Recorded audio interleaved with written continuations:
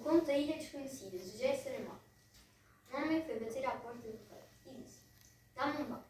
A casa do rei tinha muitas más portas, mas aquela era a das petições.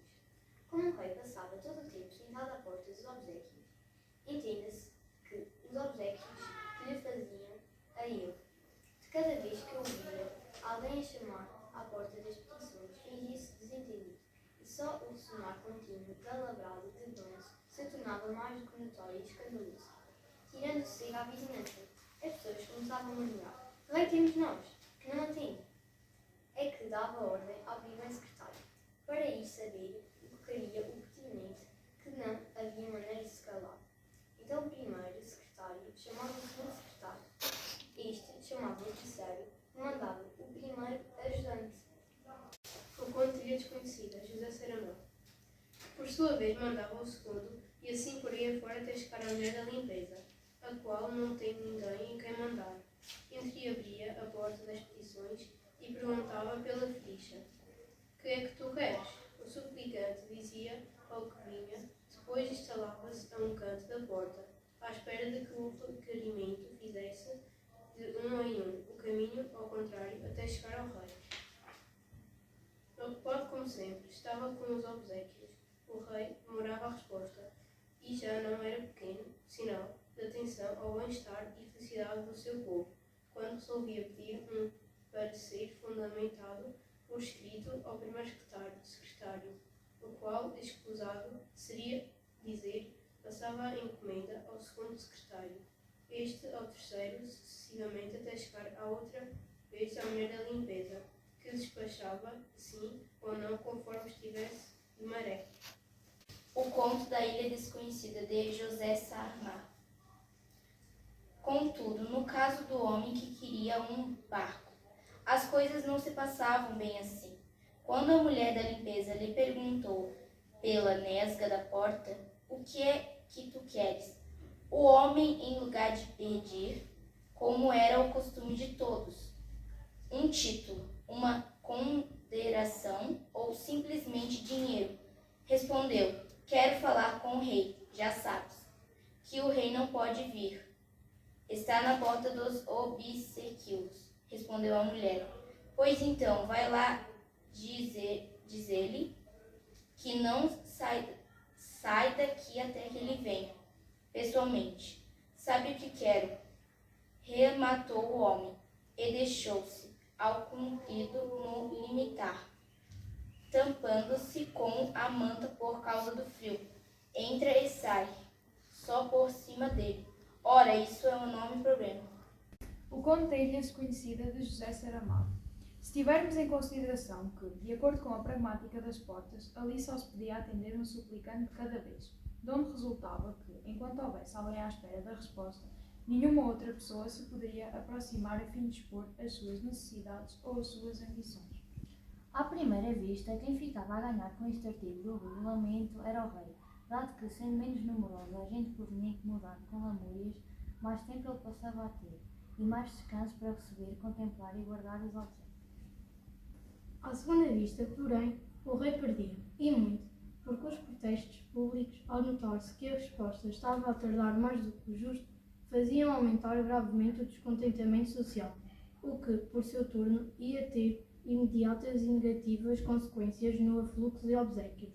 No caso que estamos narrando, o resultado da ponderação entre os benefícios e os prejuízos foi ter ido o rei, ao cabo de 3 dias, e em real pessoa, à porta das petições, para saber o que queria o intrometido. A Ilha Desconhecida, de José Saramago. Abre a porta, disse o rei à mulher da limpeza, e ela perguntou: Toda ou só um bocadinho? O rei duvidou por um instante, na verdade não gostava muito de se expor aos ares da rua. Mas depois reflexionou que parecia mal, além de ser indigno da sua majestade, falar com um súbdito através de uma nesga.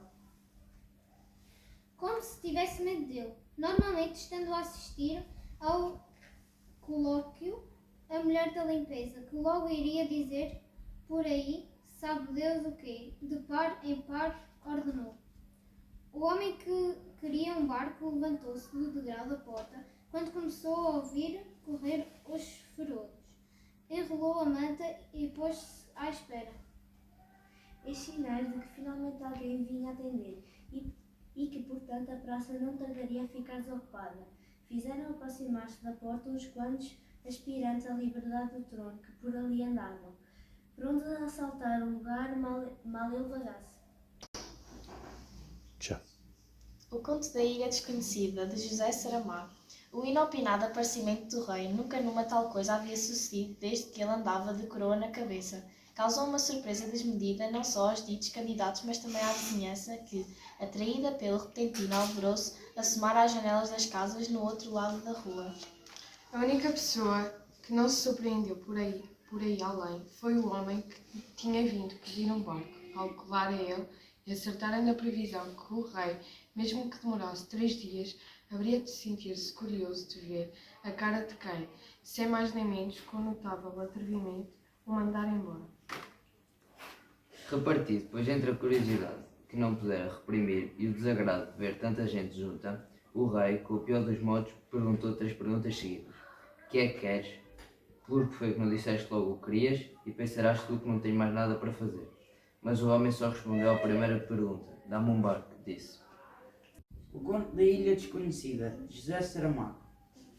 O assombro deixou o rei tal ponto desconcertado que a mulher da limpeza se apressou a chegar-lhe uma cadeira de palhinha, a mesma em que ela própria se sentava quando precisava de trabalhar de linha e agulha, pois, além de limpeza, tinha também à sua responsabilidade alguns trabalhos menores de costura no palácio, como passejar as piugas dos pajens.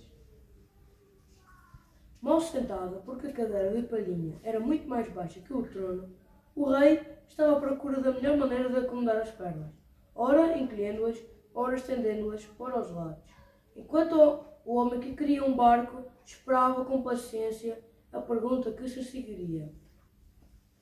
E tu para que queres um barco, pode-se saber? Foi o que o rei de facto perguntou quando finalmente se deu por instalado, como sofre comodidade, na cadeira da mulher da limpeza. Para ir à procura da ilha desconhecida, respondeu o homem. O Conto da Ilha Desconhecida, de José Saramago. O que ilha desconhecida? Perguntou o rei, disfarçando o riso, como se estivesse à sua frente um louco varrido. Desgostei a mania das navegações, a quem não seria bom contrariar logo de entrada as ilhas desconhecidas, repetiu o homem. Disparate, já não existem ilhas desconhecidas. Quem foi que te disse, rei, que já não existem ilhas desconhecidas? Estão todas nos mapas. Nos mapas só estão as ilhas conhecidas. E que ilha desconhecida é essa de que queres ir à procura? Se eu te pudesse dizer, então não seria desconhecida. A quem ouviste tu falar dela? Perguntou o rei. Agora mais sério, a ninguém, nesse caso, por temas em dizer que ela existe. Simplesmente porque é impossível que não exista uma ilha desconhecida. E vieste aqui vieste aqui para me pedir um barco? Sim, vim aqui para te pedir um barco. E tu, quem és para eu te der? E quem és para não mudar? Sou o rei deste reino.